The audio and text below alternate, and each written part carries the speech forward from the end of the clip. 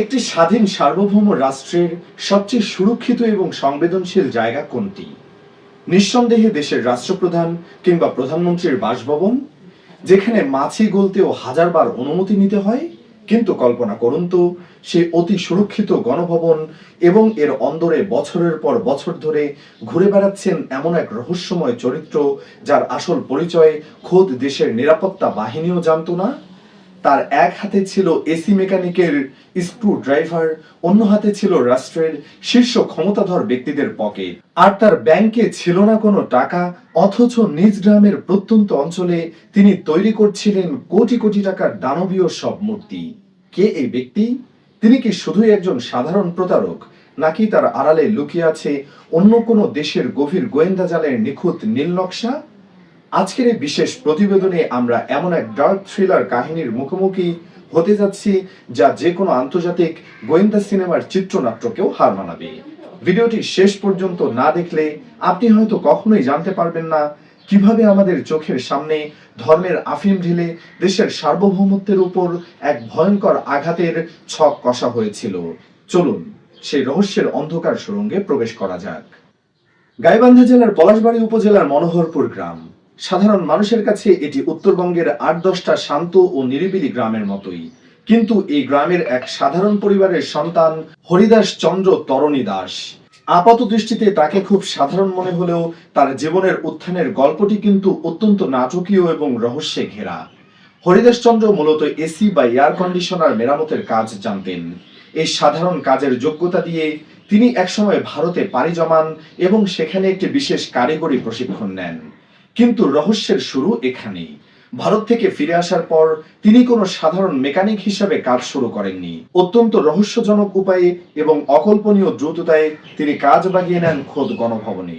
তৎকালীন প্রধানমন্ত্রী শেখ হাসিনা যখন গণভবনে বসবাস করছিলেন, তখন সেখানে এসি মেকানিক ও ইলেকট্রিশিয়ান হিসাবে অবাধ যাতায়াত শুরু হয় এই হরিদাসের। এখন প্রশ্ন হচ্ছে, অত্যন্ত কড়া নিরাপত্তার গণভবনে, যেখানে মানুষের প্রবেশাধিকার স্বপ্নের মতো, সেখানে একজন সাধারণ মেকানিক কিভাবে এত সহজে স্থান করে নিলেন?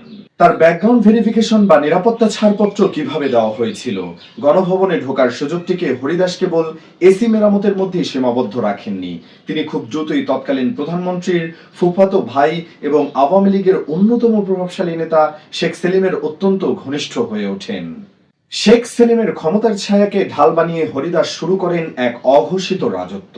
ক্ষমতা এবং প্রোটোকলকে ব্যবহার করে তিনি হয়ে ওঠেন ধরাছোঁয়ার বাইরে।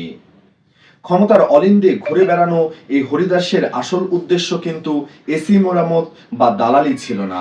তার লক্ষ্য ছিল আরো অনেক গভীরে, যা আমাদের দেশের সাধারণ মানুষ কল্পনাও করতে পারেনি। হরিদাসের এই ক্ষমতার দাপট কেবল ঢাকা বা গণভবনের চার দেওয়ালেই সীমাবদ্ধ ছিল না।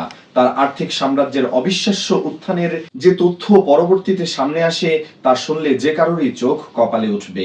বাংলাদেশ মিয়ানমার সীমান্তের অত্যন্ত সংবেদনশীল এবং কড়া নজরদারির এলাকা হচ্ছে রোহিঙ্গা ক্যাম্প। জাতীয় নিরাপত্তার স্বার্থে যেখানে সাধারণ মানুষের প্রবেশাধিকার অত্যন্ত সীমিত, সেখানে হরিদাস স্রেফ সবজি সরবরাহের একটি সাধারণ লাইসেন্স পেয়ে যান।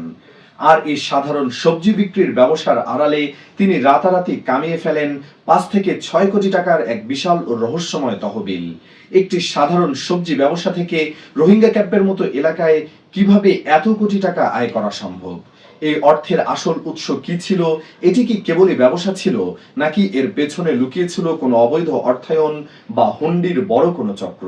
রহস্যের ধোঁয়াশা এখানেই শেষ নয়।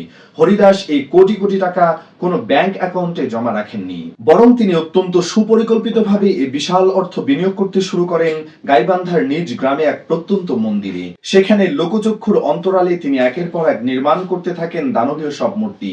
প্রথমে একটি ২৮ ফুটের শিব মূর্তি এবং পরবর্তীতে ৫৩ ফুটের দানবীয় কৃষ্ণ মূর্তি তিনি অলরেডি নির্মাণ করে ফেলেছিলেন। কিন্তু তার চূড়ান্ত পরিকল্পনা ছিল আরো ভয়াবহ ও বিশাল। প্রায় ১৭ থেকে ২২ কোটি টাকার এক চোখ ধাঁধানো মেগা প্রজেক্টের মাধ্যমে ৮১ ফুটের রাম মূর্তি এবং আরো ১৪৪টি সহায়ক বিগ্রহ বা মূর্তি নির্মাণ করার কাজ শুরু করেছিলেন তিনি। এখন প্রশ্ন হচ্ছে, গাইবান্ধার মতো একটি প্রত্যন্ত এলাকায়, যেখানে সাধারণ মানুষের মৌলিক চাহিদাই ঠিকমতো মেটে না, সেখানে একজন এসি মেকানিক ব্যক্তিগত উদ্যোগে এত কোটি টাকার মন্দির ও মূর্তি প্রজেক্ট কিভাবে বাস্তবায়ন করছিলেন। সবচেয়ে বড় ধোঁয়াশা তৈরি হয় তখনই যখন দেখা যায় খোদ ভারতীয় দূতাবাসের উচ্চ পর্যায়ের হাই প্রোফাইল কূটনীতিকরা ঢাকার বিলাসবহুল জীবন ছেড়ে সরাসরি প্রত্যন্ত গাইবান্ধার সে অজপাড়া গায়ে ছুটে যান।